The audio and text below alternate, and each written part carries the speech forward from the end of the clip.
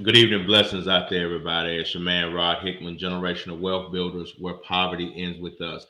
So glad to be coming to you on this Saturday evening, and I'm super excited to have this guest on tonight.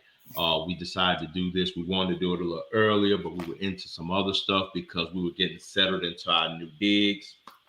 But we really, really wanted to get on, and I'm super excited to have the love of my life, my wife, Lady Christy Hickman, on the call tonight. Baby, tell everybody hello. Good evening, everyone. It's me again here on another Sunday, live with my husband.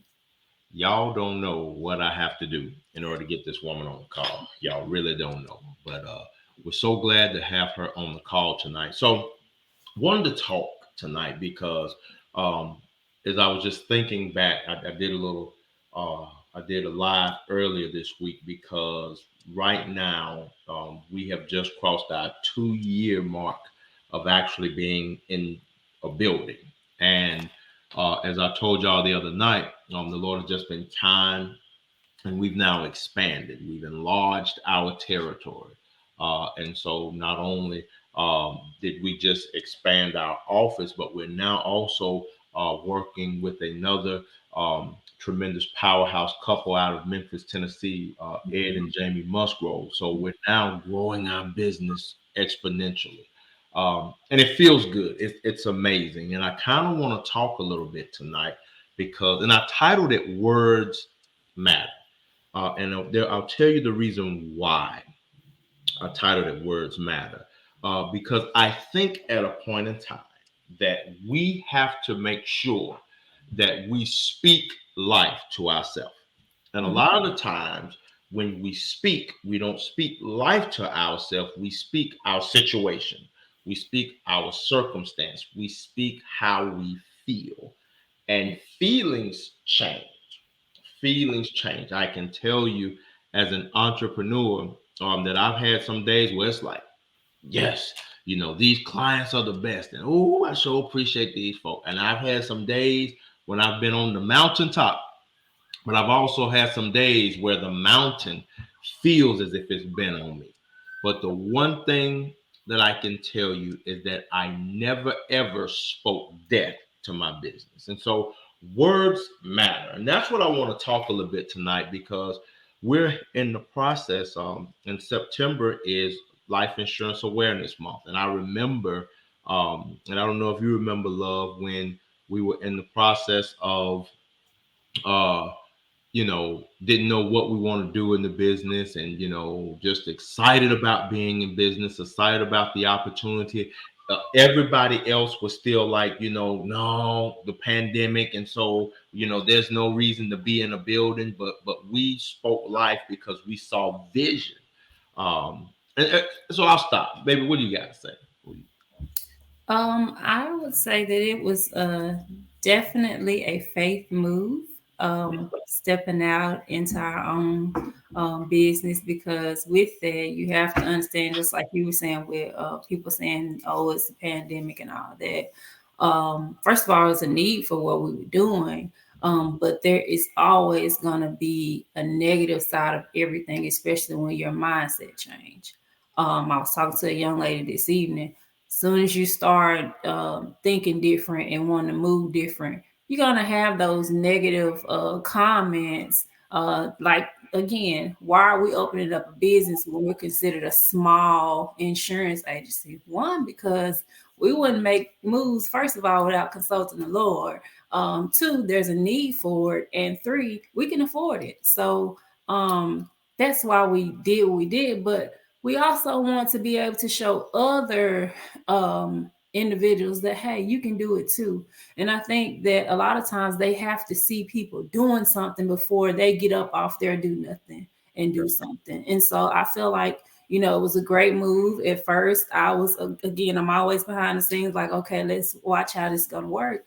But again, it's a great move. And the people that we have that have come on board, those that started out with us, some are not with us now, and that's okay. That's a part of um, growing a business. Everybody that started out with you, they're not going to always stick with you. But you have to know how to keep pushing forward. You have to understand, number one, your why you're doing what you're doing. We came into this business with the mindset of eradicating poverty for our family, number one, but two, also educating other families on how to be that one to break that generational curse of the poverty mindset. And so, because of the mission, it was all worth it all. That's right. And it's amazing you say that because I think back to that time and you know, just in my reflection, I remember how when we actually got started in this business, when I actually got started, and I'm like super excited, and I'm like, yeah, man, I'm gonna take over the world. That's my whole mindset, man. I'm gonna go out here and do all of this and that. Um, I remember I was met with a lot of negative speak, Yeah. like man, this and that, and Mhm. man, I don't know, why would you do that? And ain't nobody gonna listen to this. And I remember like the big thing back in that time when we started this business was crypto. And the other thing were those sheets where everybody was doing the Flower. farms and the wheelbarrows and all that. You bring me $100, and then you go get two people that got $100. And the funny part about it is, folk were doing it. Hmm. They were doing it, but then when you say, "Hey, man, listen, the license, we have our license. This stuff is legit." They like, "Man, I don't know. That sounds like a scam." Hmm. Uh, and when you go to people that you trust and you're like, "Hey, man, you know me, so I wouldn't bring you just no anything." Uh, Hmm. a lot of that had the potential to derail it. But I go back to what you said about the Bible and consulting the Lord. And there's that scripture in Habakkuk that you always bring up in the Yes, meeting where it says, "Write the vision and that's make it correct. plain, that Hmm. he may run that readeth it." And so I think sometimes people, the writer of the vision forgets to go back and read the vision every now That's and right. then. That's true. When you have people give up on you, Hmm. you have to go back and read the vision again. Right. When you have people say this or that, or when you have people that don't take you seriously, you have to go back and read that vision all over again so that you can run again. Because again, I'll tell you, and as any entrepreneur may know, and again, bless Brother Corey Lemons on there. Thank you so much for being on, Doc. We got to get together soon, man. But as any business owner will know, uh, being an entrepreneur is really a thankless job. Hmm. You don't really get the notoriety until you've made it on the magazine cover or something like Hmm. that, right? When you're a big name, then everybody wants to Right. call your name. But I think, remember reading about Jeff Bezos and how nobody knew who Jeff Bezos was. Literally, he could not get funding from a bank to fund his vision of Amazon. Hmm. He could, but it didn't change the fact that he still spoke to his business. He still spoke to his vision. So, with that being said, let's talk about some negative words. So, when you have come up against negativity, what are some of the ways that you process that? Does that get you down? Does it derail you from what you were doing? How do you handle that when you receive those negative words? So, used to, it would get me down. It would cause me to isolate myself and withdraw. But again, I go back to what I said earlier. Once you understand your why, Right. my fuel has always been my children, my Right. family, what we're doing for them. I have taken so much negativity on the job working for somebody else and never walked away, didn't walk away when I could have walked away, Right. all because of everything that I was doing it for my children. So now coming into my own, having my own business, why would I walk away because you don't see what I see? Why Mm, would I take down because you think that this is just a small insurance agency? Why would I sit down and fold my arms because you don't believe in me? And right. even you said people that knew you and trusted you. I can go a little bit further. sometimes family's not going to support you, and that's okay. That Right. is okay, because the thing you have to realize is they probably knew the past you. Again, that person that, like I said, I would retreat with negativity. I would just fall off the scene. Like, you don't, I don't have to be in your presence. They may remember that person, but this is a new person, new Mhm. mindset, new way of thinking, very motivated, determined, regardless of whatever.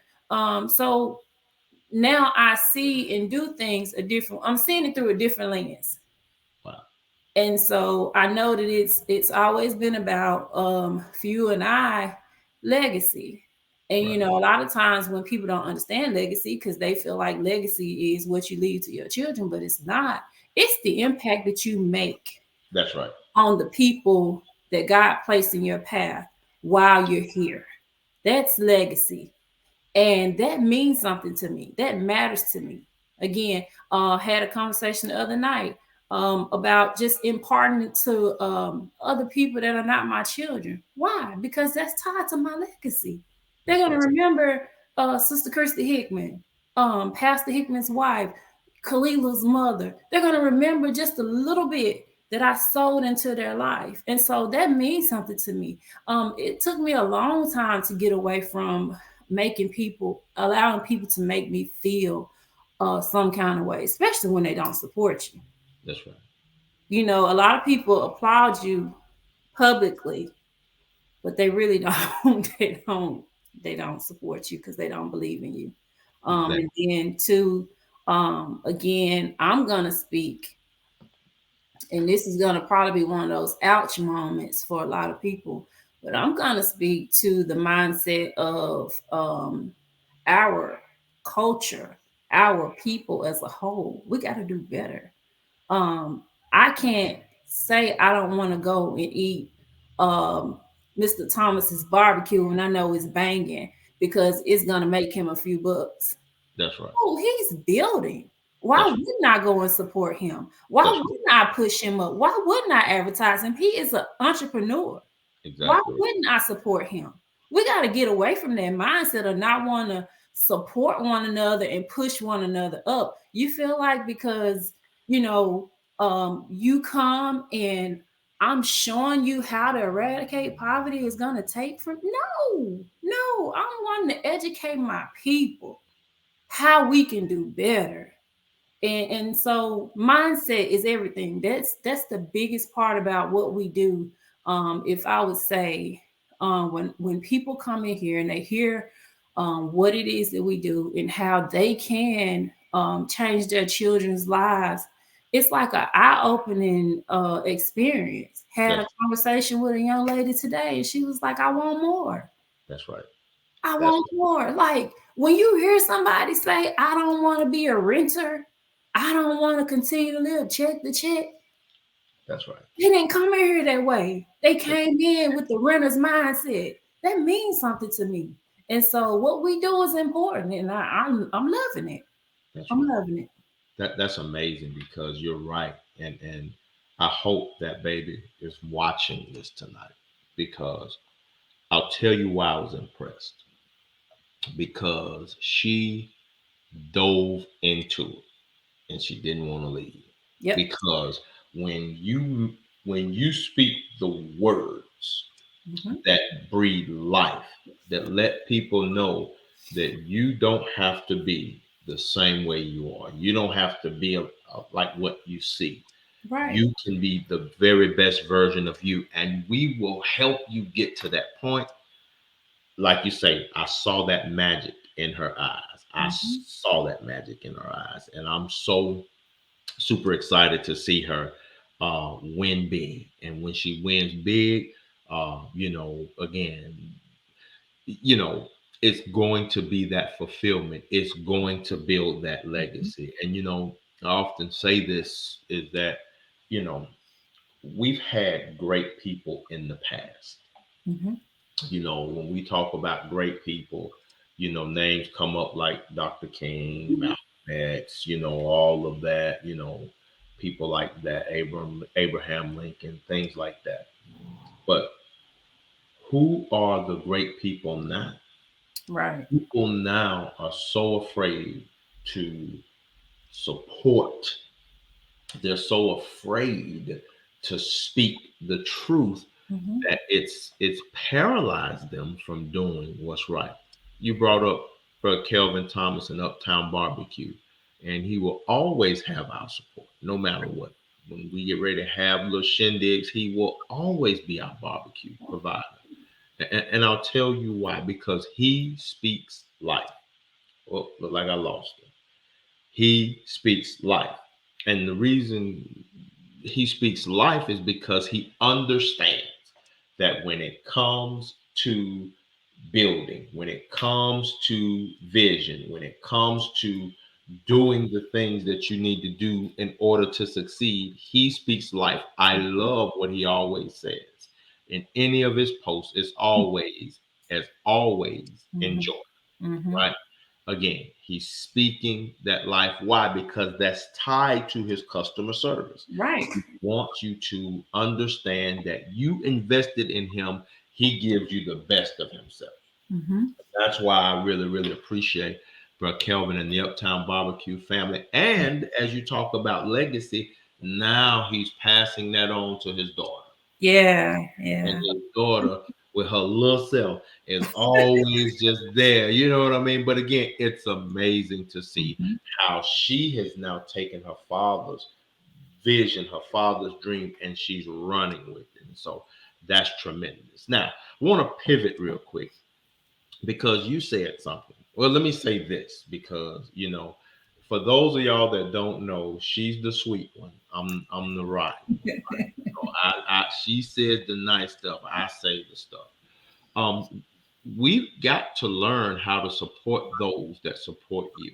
Right. I went to a particular restaurant. I'm not going to say which restaurant I went to, but it's here in Covington. And I went to that restaurant and just kind of spur of the moment, I said, "Hey, listen, I'd love to speak to someone here about, making sure that the employees have a retirement program." Now, when I went to that restaurant, I can tell you, we spent some big money in this restaurant. Again, for two items, it was almost $30. Um, but when I said that to the person, they were like, "Oh no, we got somebody," and didn't even pay me any more attention. And so that got me to thinking, because how can you be a community partner when Hmm. you won't even embrace what's going on in the Hmm. community? You won't embrace other businesses in the community. I wasn't saying let me put nothing in there. I was like, who can I speak with about what I do? Oh yeah, no, we have what we need and we're good. We don't need anything. And I just took that and I said, you know what? You just really lost a customer, because here's the thing: your words matter. They do. Your words matter, because I'm paying a whole lot of money for some rice and shrimp. And I'm trying to tell you, $30 for some rice and shrimp. No, now, for two rice and shrimp, that doesn't compute with me. But my point with that being, you know, we have got to learn that words matter, and you've got to support people that support you. Exactly. Too often, we feel a sense of loyalty to someone or something, some organization that really does not support you. So And in true. the grand scheme of things, it adds no value to you. It adds no value to your family. It adds no value to your legacy. So the question is, why are you still supporting that? Hmm. I'll give you that one. What do you think? To your point, we'll travel so far just to support other entities, and we have some of the best here in Covington. That's right. Again, I made a statement last Sunday. You do not have to leave your community to be great. And oftentimes we have that same mindset when it comes to goods and services. You have genuine people here That's right. that are going to give you an outstanding service, That's right. going to handle you with care, and you'd rather run down the street to somebody that treats you like a number. Exactly right. That mindset I don't understand. Exactly. Or to someone that, is strictly business. Exactly. What I have come to know is, again, that relational side and that transactional side. I'm a relational person. Always Exactly. have been, always will be. And the same thing I do, um, aside from this business, it's all relational. So why wouldn't I not bring that into my business? Because I'm providing a service to families, I'm educating families. I want them to be able to come to me whenever they need. Exactly. And so I carry that even in my business. I don't want to be somewhere where I'm just another number. I don't want to be serviced like another number, because if I'm spending my money, I want you to treat me the way I want to be treated. I want you to treat me with the utmost. And Right. so that matters. When you're spending your money and people don't treat, you don't have to give. You don't have to. You don't have Exactly. to be a client. You don't have to be a customer. Exactly. So that, again, don't always succumb to that. Um, it's a mindset that I think people they like quick fixes. Yeah. And so they'll settle for anything. And what I've come to know as a woman of God, I don't have to settle. That's right. I don't have to settle. I'm going to speak on another entrepreneur, Mr. Corey Edwards, came out to my house and did something. Yep. Are excellent, just a Yep. stand up guy. And again, I could have called a plumbing service and been treated like another customer, another client, another number. But this man stopped what he was doing on another job and came to see it. Like people like that, that's what I want to deal with. I'd rather sow into you. I'd rather have that relationship with you and be your client than for me to go and call a plumbing service and be another number. Come Exactly. on, man. We got to do better. We Exactly. have to do better. Exactly right. And I'll give somebody else here some kudos because again, you bring up a very valid point. And I've often said that Covington is. I've always spoken of it as the metropolitan city. Um, yeah, I've Oh, always spoken of it as the metropolitan city. But here's what I understand. I so Mark Ballard has opened up the Old Ball Butcher, and now it is Sourwood and Sage. mm-hmm. And he has a buffet, and again, it's in a startup.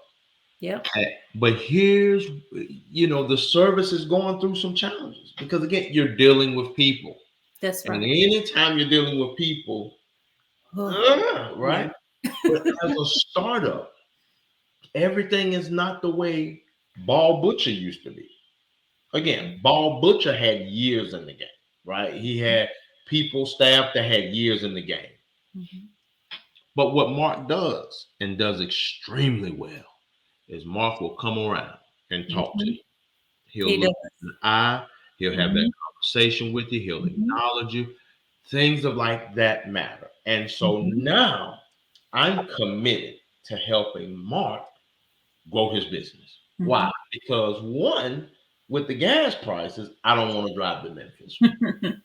More importantly, I want this community to be better. I want for people to come to Covington and say, yeah, I came to Covington, and because of that, what else does Covington have? Mhm. They may use that restaurant to see that, hey, Covington ain't that bad. And that's what needs to happen. We can't always just say, again, words, Covington ain't gonna never be great. Covington's blah, Mhm. blah, blah, Mhm. blah. You can't keep doing that. And then when it continues to be in a state where you're not satisfied, you never lifted a finger to make it. Mhm. And Right. yeah. So I'll say this and then I'll let you have the floor. So um how do you handle it, Lady Hickman? And this is for any of you that are there. If you want to chime in, just let us know. Um, I watched a video this week of the Breakfast Club. and that's a radio show where they bring in a guest, and there's a host of panelists, and it's an urban show, so they talk a lot on an urban method, and they talk about things that happen to the black community, right? Mm-hmm. And they had a lady on there, and I don't remember the lady's name, but I remember that the lady made a statement about how blacks got to stop rewarding mediocrity. Yes. And they went nuts. Mm-hmm. They were like, well, why would you say that? How in the world can you say that about your people? Do you want to take that back? And they were like, well, why would you say that? So then the lady was like, well, let me explain to you what I'm saying so you understand in context what I'm saying when I say we can't continue to applaud mediocrity. Mm-hmm. And she began to express how, we have to make sure that we challenge ourselves to be better and not just be existent, right? Mm-hmm. So, for example, home ownership. What are the statistics on black on home ownership?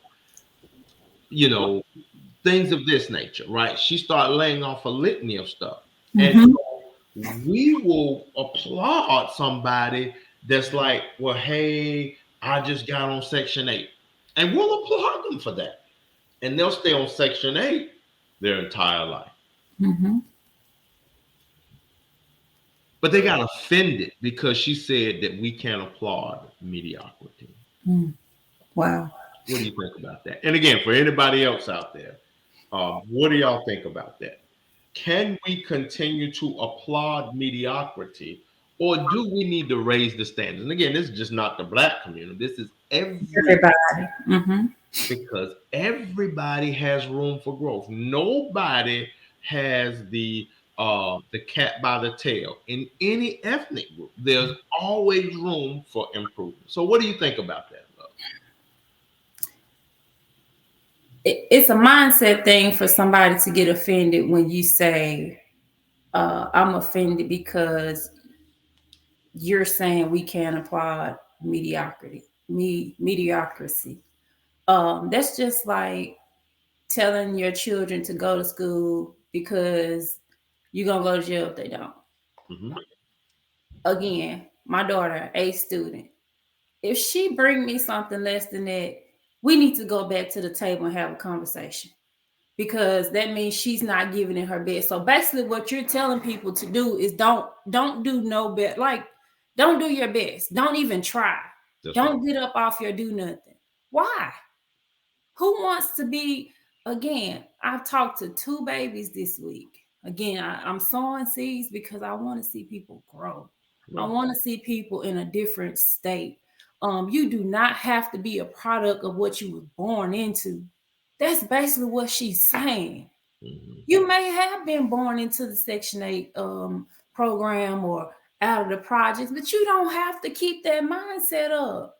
And I Exactly. think what we do is we set, we have expectations up here for our children. I'm going to give a really good example because everybody think that just because little Johnny, little Jeffrey, little Jody play baseball real good, play basketball real good, play football real good, they're going to the NFL.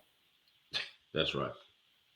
But your grades suck, your attitude suck, you don't have any discipline, you're getting high before you play, you're not up at 4 a.m. and 5 a.m. like the great Kobe and what's his name? I can see his face. Goodness, Steph Curry. Those people sold time into their craft. That's right. And so for little Johnny just to show up at regular practice and do what the coach telling him to do with nothing outside of it, how can you say he gonna be a football player, an NFL player at that? Exactly right. How can you say he's gonna be the next Kobe when all he do is show up when the coach requires? It requires more of you. In order for you to be great, you got to do more. Again, that hood rich mentality, it kills me. I Right. can't stand it. We do enough to look good. We do enough to look blessed. Again, our children have on the best shoes, but our priorities are so out of whack. That's right. We gotta do more. We gotta challenge them to do more. So even with my children, they love Jordans. My daughter loves clothes, and so for them, Here I she don't even is. own a pair of Jordans. So for them, it was bring me the grades. You can get the shoes. I'm not just gonna give you something and you didn't work for it. Like, no. That's And right. so, with that being said, even as adults, our priorities, we gotta fix that. Talk to a baby this week. Baby, get ready to graduate and need direction. That's right. There's no more mentorship. Mhm. There's no more people soaring into people's children. Why? Because I'm getting mad because you saying something to little Johnny. You can't say nothing to little Johnny. Little Johnny, my baby, he gonna be great. That's the problem. Nobody can speak life into your children. Nobody can tell them when they're wrong. Nobody can put them on the right path because you don't want them to. We That's, gotta do better than that. And so with that being said, that mediocre half-dead lifestyle is okay. that's right. 2, 3 years down the road after graduation, thought you were going to NFL. Thought you were gonna be the best basketball player. Right. I mean, I'm just saying that mindset has to change. So I feel like she was right in what she said because nobody's challenging us anymore. And part of it is we've gotten laxed Right. as parents. Everybody get a pass. Even with this whole thing with the sports and stuff like that, everybody wins. No, if you lost, you lost. Right. Take your loss, learn from it, pick your butt up, work a little harder, come back and be great. That's what you should be doing. Right. So let me ask you a question because I had something else written down, but let's go here. So when it comes, you said they'll say, "Hey, I'm going to college. I'm gonna do this, that, and the third." Mm-hmm. And I think I heard you say something about the parents won't really. They'll just say that they're gonna do well, but they don't manage them to Right. No expectation. pushing, no coaching, no driving. Do you think that the parents are jealous of the children being able to do better than them and actually show them up? Do you think that may be one of the reasons why? What do you think? That could very well be it. But I also think part of that is you're too busy trying to live vicariously through your children that they just, by the time you get done saying and trying to make me do X, Y, and Z, I done gave up on it. Hmm. So you think that the parents are looking like whatever you got to do, just do it because I'm gonna benefit from it anyhow. You don't think so? I I do. told my children, um, y'all don't owe me nothing. Go out there and be great for yourself. That's right. Even my baby, you don't have 21 buying a house. You don't have to go buy mama nothing. You don't have to do that. If you No, want to go and be great, be great. You don't owe me anything, but the respect. And we're gonna get that one way or the other, voluntarily or involuntarily. So that's all you owe me. right. Go and be great for yourself. I don't get parents that say, "Oh, she gonna buy me a house when she make it. He gonna buy me this when he." That's It's right. great that you want to give back and that you do want to reach back, but don't have the expectation of your children. Exactly right. Don't. Because what does that do, in your opinion, to the mindset of a child that doesn't or is not able to fulfill that? Because again, here's what people don't understand. There's only a fraction of the athletes that actually play in these sports that actually make it to the pro leagues.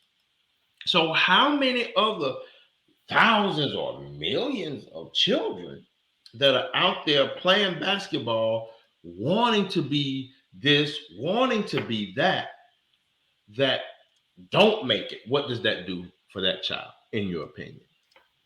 Look around your neighborhood. Okay. That star athlete that was on your basketball team, Hmm. football team, was gonna be great, gonna do whatever for mom and dad, made one simple mistake, or they just were not good enough. They That's weren't cut. What are they doing now? Right. Some examples, and not all of them. Some are working a regular job. Some are in the bottle. Some are strung out on drugs. Why? Because you put an expectation on them that was never ever established from the beginning. Again, had a conversation with a baby this evening. That same baby. I'm so proud of the fact that she walked out of here with a different mindset. Uh, the baby that was here, he loved basketball, and I told her, she acknowledged that he loved basketball.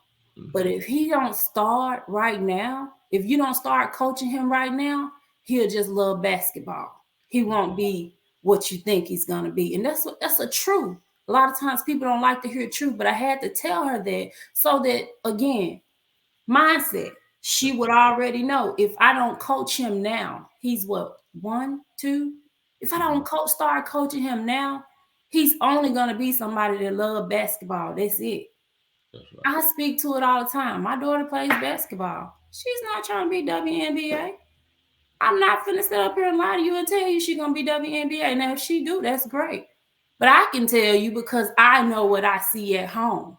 Exactly She's right. not up at 4 a.m. out Exactly. there putting them up. She's not practicing on her craft. You get what I'm saying? So I'm not gonna set those false expectations for my child when I know she's not doing it. We Yeah. gotta do better.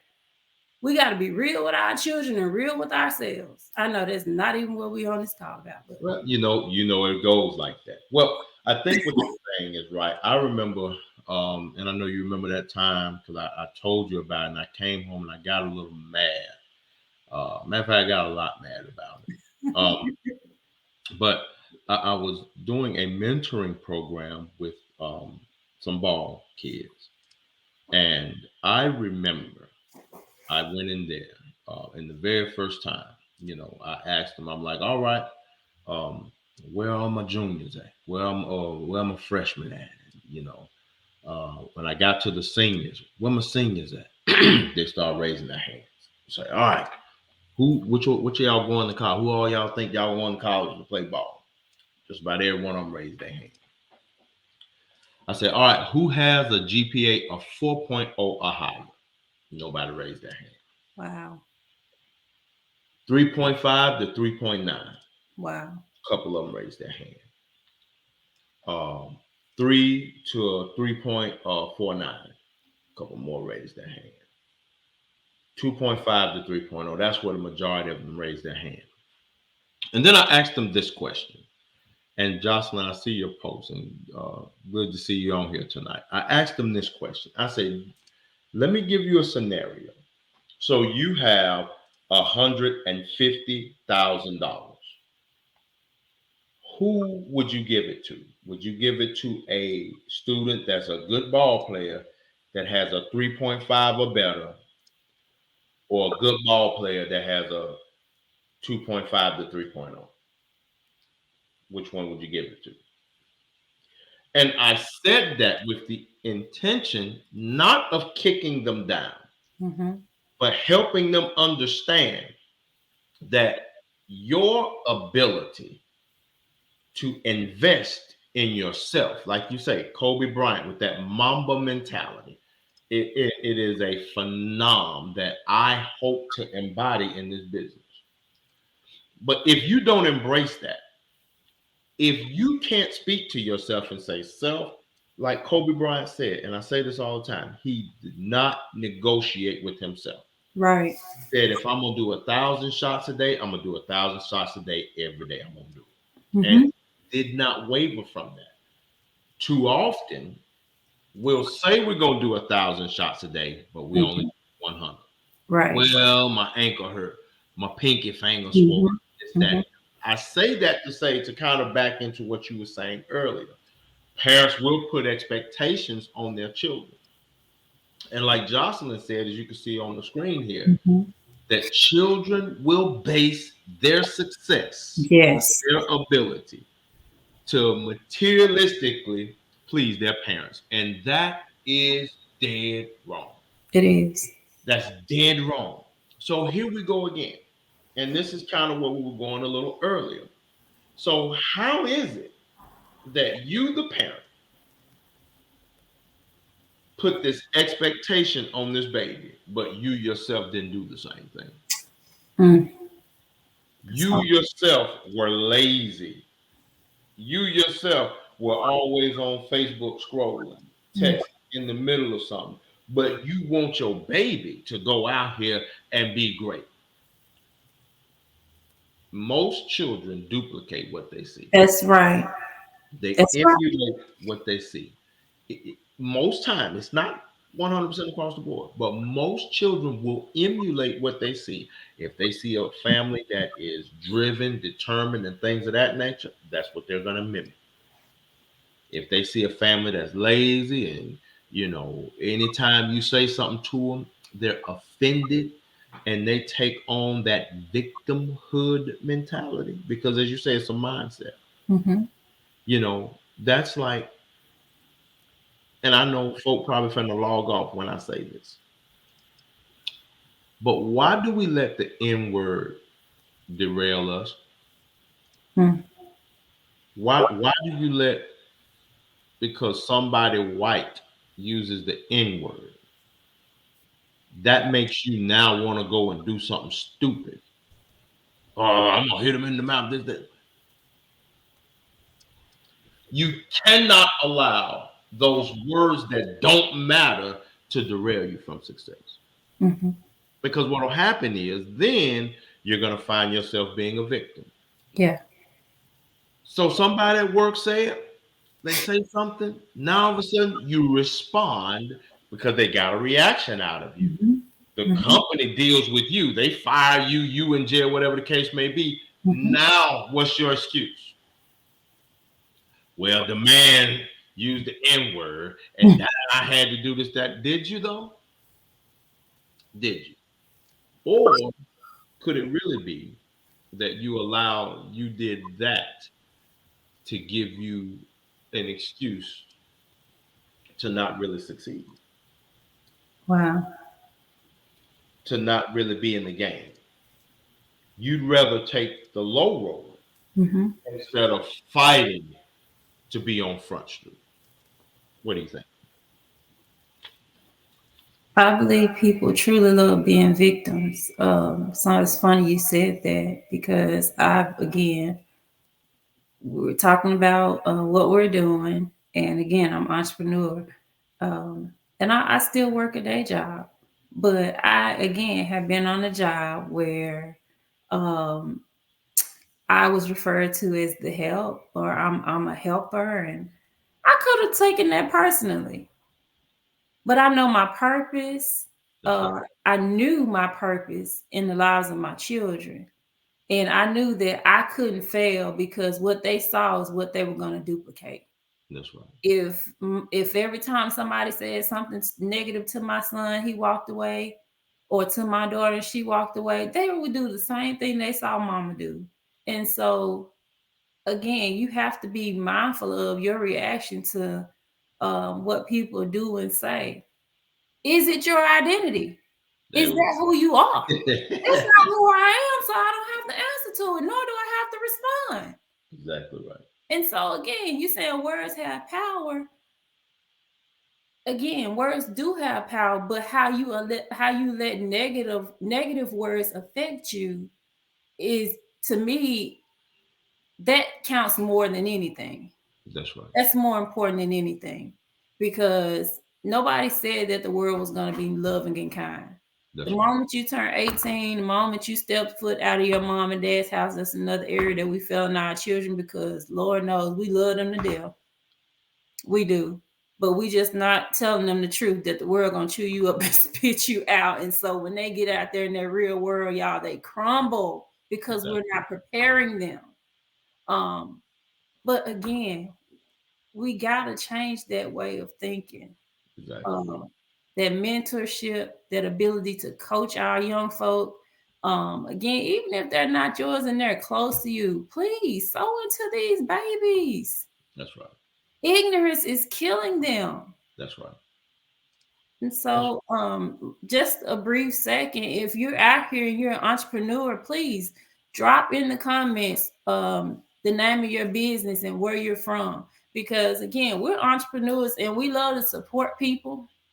Um, One thing that I have finally started doing is posting on Facebook and acknowledging, what it is that I do. But I will share every person's business, whatever they're doing. I'm like sharing it or whatever because I'm one of those people. I like to see people grow.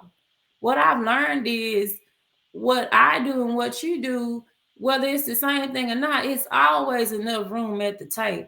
Exactly right. Again, we got to kill that mindset of I can't help her, or I can't let her protect my family because that's making her look good. It's gonna make her look rich. No, it won't. Yeah. Yeah. Well, I think at the end of the day, as we get ready to wrap this up, and I love what Jocelyn said. It's a cop out. It It really is. is. It is. And you let the words offend you that Mm-hmm. you want to offend you or that will justify your victimhood, right? I mean, we hear the N word, in rap music Movies and everything. everything, but it doesn't offend Yeah. you then.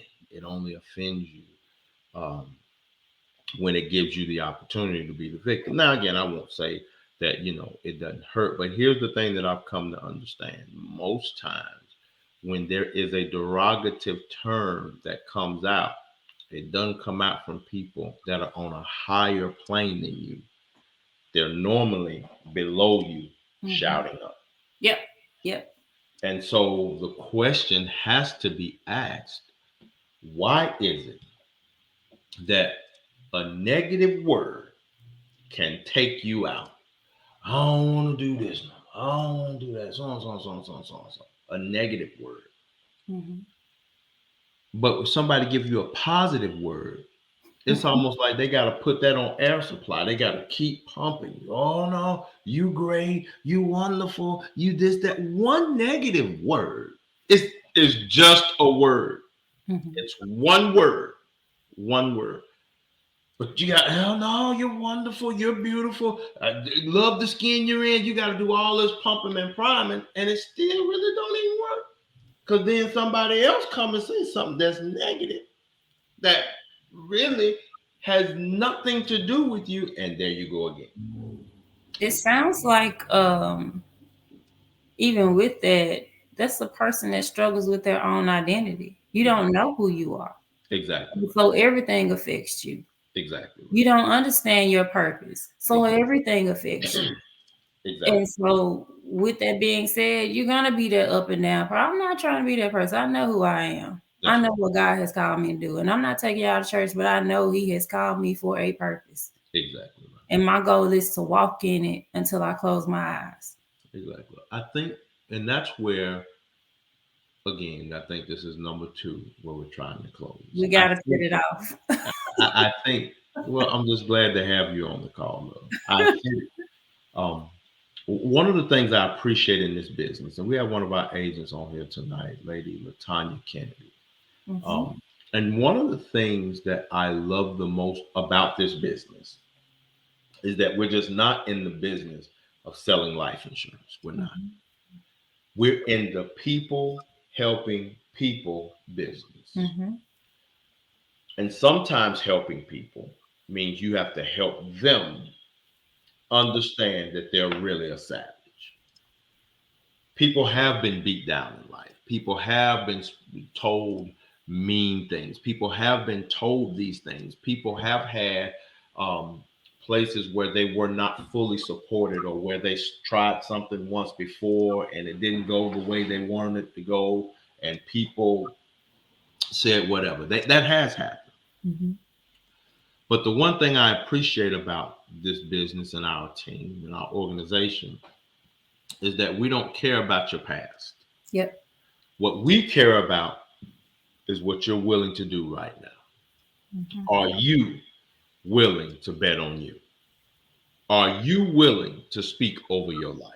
Mhm. Are you willing to look at you and say, you know what? Yep, I had some shortcomings. Yep, I had some.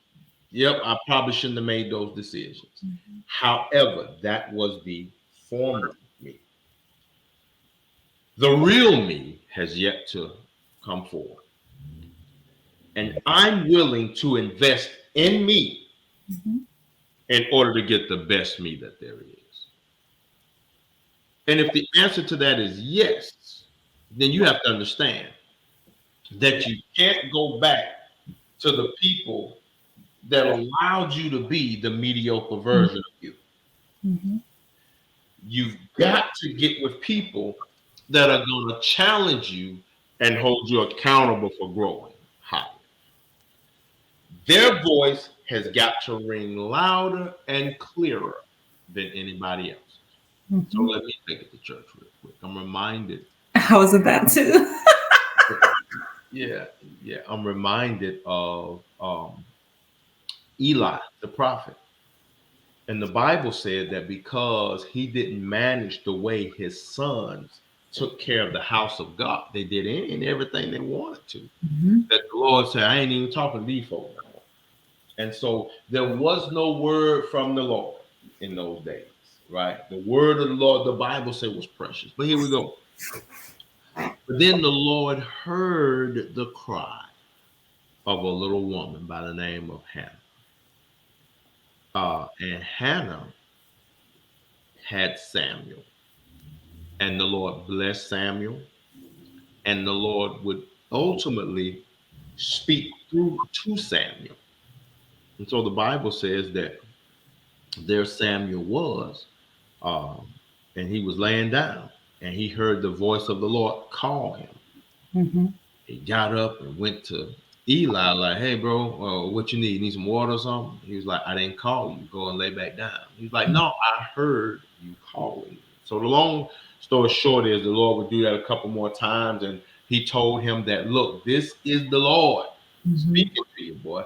Now Samuel could have been Eli could have been a hater and say, "Well, yeah, you go get me a drink of water or something like that," right? Mhm. Recognize that it was the Lord speaking to this baby. And I'm saying that to say that when the Lord is taking us higher, we have to understand that He will speak. And when He speaks, you have to give more credence to the voice of the Lord Mhm. than you do to Eli. Mhm. And a lot of us have listened to more Eli's in our life. Those Eli's are the ones that let us do what we want to do. They let you have a pity party. They Yep. let you have a victim mindset. Mhm. They let you not be the best version of yourself. And Mm. you got to realize that again, words matter. Go ahead, man. I know you're Get off this call, like, period. Again, back to my conversation with the baby this itching. evening. Baby, you finna do great things. It's Uh-huh. gonna require you to change your setting of people. You said you were talking about Samuel and Eli, and I was gonna talk about Lodabar. Yeah, But again, like I told her, this mindset shift that you have is gonna have to require you to be around people that think different. that's And right. so I'm gonna challenge everybody that's even listening. If you're looking to do better, you're gonna have to change your surroundings. You're gonna have to change what's being put in your head. You're gonna have to open up a few books and read, That's right. learn about character and leadership, and even if you're an entrepreneur, learn about how to properly run a business. But the biggest thing is you're gonna have to change your surroundings, the set of people. You need people that are gonna challenge you, push you, encourage you, correct you. Again, we made a shift in the business, and I share with our team, hey, I'm loving it because there's challenges here. I'm loving it because there's accountability here. I'm loving it because I know if I pick up the phone and call this individual, this person is going to give me what I need and not going to hold back. I'm loving it. And so you got to be able to have those type of people that are willing to mentor you, Exactly right. willing to sow into you selfishly, That's right. selflessly. And so that's really important. Um, I'm done because I we need to get off this. Exactly right. Well, listen, it has definitely been a pleasure to have you on the call. I love doing it. I love working this business with you. I love the fact, and I am godly proud of how you're growing and becoming your own version of an entrepreneur. Uh, Mother. I am super excited for that. I desire for you to have your own skin and not be, Rod's wife. But I really appreciate your voice. And I hope that y'all saw tonight that she really does have a voice. She is her own force, and she is a force to be reckoned with. So, again, I'll close with this. Generational wealth builders, we are here to help. As Mhm. y'all know, our motto is where poverty ends with us. And poverty literally ends with us. I often say that knowledge is not power until it's applied. That's I right. give the analogy. You can have an 18 wheeler that's full of gas, ready to go and hit the road. But if the transmission is in neutral, it's not going anywhere. Mhm. You're just going to rev that gas. It's going to smoke. It's going to do all of that, but it's not going anywhere. But when you apply it, when you actually put it in gear, that's when that truck will start taking off. And so I want us to understand that when it comes to the financial services industry, when it comes to a budget, we provide that free of charge. We will help you develop a budget. If you don't have a budget, then you don't know where you're going financially. If all you're doing is swiping that card, you do not know where you're going. Mhm. If you're not tracking what goes in and what goes out, then you will never ever be wealthy. I'm telling you, because a budget is paramount to building wealth. That's the first thing. Secondly, you need to look into your retirement program. Let me help you. The variable market is in free fall. It is in free fall. Your retirement is being siphoned up every day. It is the most sinister yet legal means of wealth transfer. That person that's investing your money, you don't know. You couldn't touch them if you wanted to. We help families ensure that you're putting your money in the same products that the wealthy put their money in, and that's in the fixed index annuity, because you need to make sure that you have income for the rest of your life. And that's what generational wealth builders, we help you provide. We have carriers, big name carriers that have the best products in the market. And so we want to help you ensure that your family is properly, that your retirement is properly taken care of. And I promise you, I can show you how, even without the match, without the employer match, your retirement will be even better than if you left it in your 401k. There's Mhm. plenty of data to prove that. And that's what we help our clients see. And last but not least, life insurance. It's not a joking matter, folks. You want to make sure that your legacy is protected. My wife and I have talked about legacy tonight. Um, Mhm. Legacy begins by making sure that you have a life insurance policy that is going to ensure that you are able to leave a sizable amount of money behind for your generation. Mhm. Right? You may not ever make $1 million in your life, but guess what? You can leave behind $1 million life insurance policy and Mhm. make sure that the generations to follow, the generations to come, do not know poverty. You Mhm. can't do that. And last but not least, our policies have what's called the living benefits, where God forbid, if you're diagnosed with a critical, chronic, or terminal illness or injury, you actually can have access to the death benefit while you're still alive. Come on, folks. You never know when somebody's going to have a stroke. You never know when somebody's going to get that call and say you have cancer. You never, ever know. But you've got to make sure that your family is protected. And how beneficial would it be to have access to the death benefit while you're still alive, to make sure that your mortgage gets paid, to make sure your cars don't get repossessed because you can't work, because your spouse has to take off from work to take you to an appointment? Come on.